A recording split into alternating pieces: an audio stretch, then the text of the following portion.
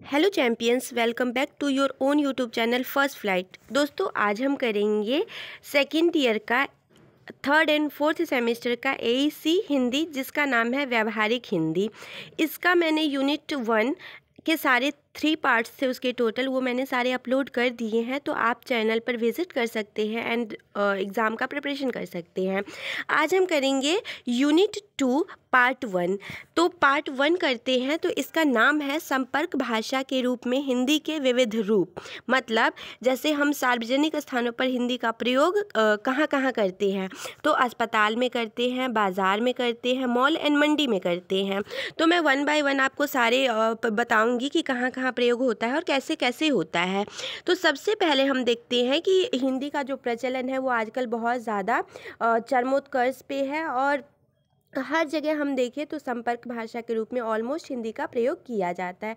क्यों? क्योंकि हिंदी जो है वो रीजनल लैंग्वेज कह सकते हैं, मातृभाषा भी है हमारी, दूसरी की राजभाषा भी है, तीसरी की लोग उसमें कंफर्ट फील करते हैं, है ना। सबसे ज़्यादा हिंदी में कंफर्ट फील करते हैं लोग, क्योंकि ये ऑर्डिनरी लोगों की लैंग्वेज है। उसके बाद हम देखते हैं कि अस्पताल में हिंदी का कैसे कैसे प्रयोग किया जाता है। तो भाषा के प्रचार प्रसार के लिए क्या हो रहा है, तो हिंदी में अस्पतालों में भी अब हिंदी में प्रयोग मतलब बातें की जा रही है, हिंदी का प्रयोग बहुत ज़्यादा किया जा रहा है। क्योंकि अगर हम देखें तो at a time of Britishers क्या होता था कि ऑलमोस्ट इंग्लिश का प्रयोग होता था, लेकिन जब हमें इंडिपेंडेंस मिली तो हम हमारी गवर्नमेंट ने हिंदी को प्रोत्साहित करने के लिए बहुत सारे वर्क भी किए। उसके बाद सरकारी अस्पतालों में अगर हम देखें तो आने वाली जो अधिकांश आबादी है वो कैसी है, तो वो मध्यम वर्ग से आती है आबादी हमारे सरकारी हॉस्पिटल्स में। तो उनको अंग्रेजी का ज्ञान मतलब कम से कम या अनभिज्ञ होते हैं, उनको बिल्कुल भी नहीं होता है। तो अस्पतालों में हिंदी का प्रयोग निरंतर गति से बढ़ रहा है, और अब तो अस्पताल का नाम, डॉक्टरों द्वारा दिए गए निर्देश, आपातकालीन कमरा, अस्पताल में कौन कौन सी सेवाएं उपलब्ध है, वो सारी चीज़ें हिंदी में लिखी होती है। क्यों? क्योंकि जो नॉर्मल लोग हैं वो उसको अच्छे से समझ पाए कि उसमें बोला क्या जा रहा है। उसके बाद हम एक कन्वर्सेशन के थ्रू देख रहे हैं, देखते हैं, अच्छे से समझ में आएगा कि अस्पताल में हिंदी का प्रयोग कैसे कैसे होता है। तो यहाँ पे हम कन्वर्सेशन देखेंगे बिटवीन डॉक्टर एंड पेशेंट। तो डॉक्टर कहते हैं पेशेंट से कि क्या तकलीफ़ है, तो मरीज कहता है रात को खाना खाने के बाद मुझे गैस बन जाता है। डॉक्टर कहता है ये तकलीफ़ तुम्हें कब से है, तो मरीज कहता है बस 2-4 दिनों से।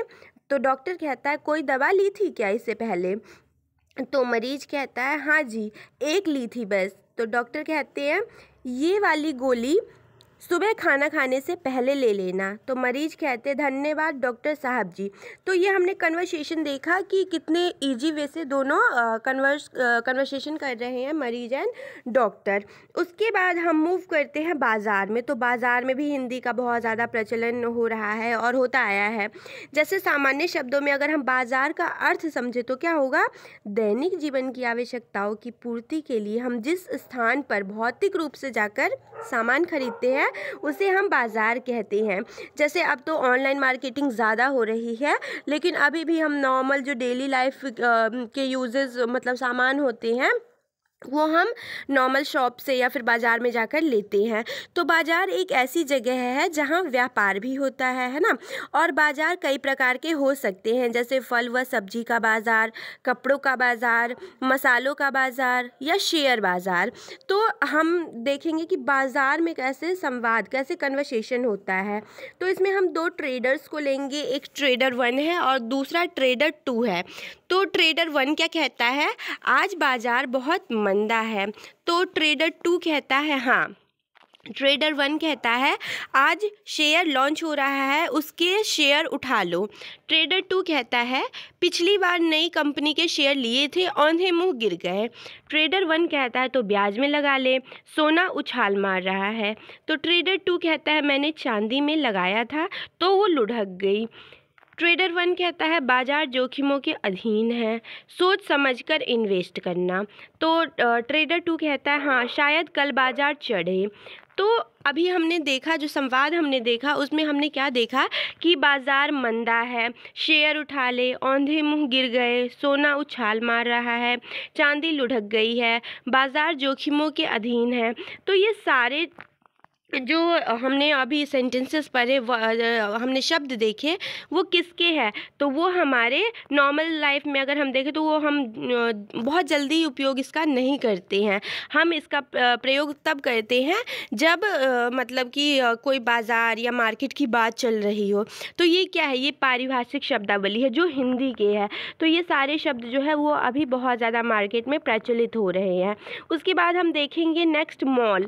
तो मॉल क्या होता है? तो मॉल शब्द जब हम सुनते हैं तो क्या हमारे माइंड में एक इमेज बन जाता है कि बहुमंजिला, मतलब बहुत बड़ी बड़ी बिल्डिंग्स होंगी, है ना। तो हम कह सकते हैं कि हाँ, ये एक बहुमंजिला बाज़ार है।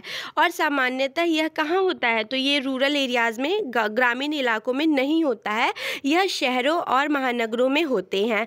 मॉल संस्कृति सामान्य हो गई है अब तो। यूँ तो मॉल में मतलब रोज़ ही भीड़ रहती है, लेकिन छुट्टी वाले दिन सभी सोचते हैं कि चलो मॉल में चलकर मार्केटिंग करते हैं, तो सभी मॉल जाते हैं। उसके बाद मॉल अपनी बिक्री के लिए क्या करते हैं? तो बहुत मतलब इनोवेशंस करते हैं, नित्य नए नए प्रयोग करते हैं। जैसे आप कह सकते हैं कि 1500 की खरीदारी पर, मतलब वो करते हैं, एडवर्टीजमेंट करते हैं कि 1500 की खरीदारी पर 5 किलो चीनी मुफ्त, या 2000 के कपड़े खरीदने पर 500 की छूट, या एक खरीदो 2 फ्री में ले जाओ, या फिर 5000 की खरीद पर ब्रांडेड सूटकेस फ्री। तो ऐसे एडवर्टीजमेंट विज्ञापन देते हैं ताकि क्या करें, अपने वो कस्टमर्स को अट्रैक्ट कर सके, अपने जो भी उनका मतलब ग्राहक है उसको वो क्या कर सके, आकर्षित कर सके। तो हमने ये मॉल के बाहर ज़रूर सुना होगा और पढ़ा भी होगा, है ना। तो अब क्या हो रहा है, हिंदी का प्रयोग करके जो बहुराष्ट्रीय कंपनी है, MNCs है और मॉल है ना, ये क्या कर रहे हैं, हिंदी का प्रयोग करके ऐसे एडवर्टीज़मेंट करके मुनाफा बहुत ज़्यादा कमा रहे हैं, और बहुत ज़्यादा ये क्या कर रहे हैं, अपना प्रॉफिट ले रहे हैं। उसके बाद नेक्स्ट हम करेंगे मंडी। तो मंडी क्या होता है? मंडी एक प्रकार का बड़ा बाज़ार है जहां केवल थोक भाव में क्या मिलती है, वस्तुएं मिलती है और ख़रीदी जाती है या बेची जाती है। मंडियां भी कई प्रकार की हो सकती है, जैसे दिल्ली के आज़ादपुर में सबसे बड़ी फलों और सब्जियों की मंडी है। अगर हम एशिया की सबसे बड़ी मंडी की बात करें तो वो भी आज़ादपुर मंडी ही है। यहाँ क्या होता है, तो लगभग 30,000 से भी ज़्यादा थोक व्यापार होता है। जैसे हम देखें, ये तो फलों के लिए और सब्जियों के लिए था आज़ादपुर मंडी। कपड़ों के लिए अगर हम देखें तो गांधीनगर मंडी बहुत ज़्यादा फेमस है। फूलों के लिए गाज़ीपुर मंडी, जहाँ क्या करते हैं तो देश विदेश के फूल आपको मिल जाएंगे आसानी से और सस्ते रेट पे भी मिल जाएंगे। उसके बाद हम नेक्स्ट देखते हैं इसमें कि मंडी वालों का विज्ञापन कुछ इस प्रकार होता है। कैसे होता है? तो टमाटर गुस्से से लाल हो गई, है ना। टमाटर जो है वो सारे गुस्से से कैसे हो गए, लाल हो गए। हरी हरी पालक ले लो।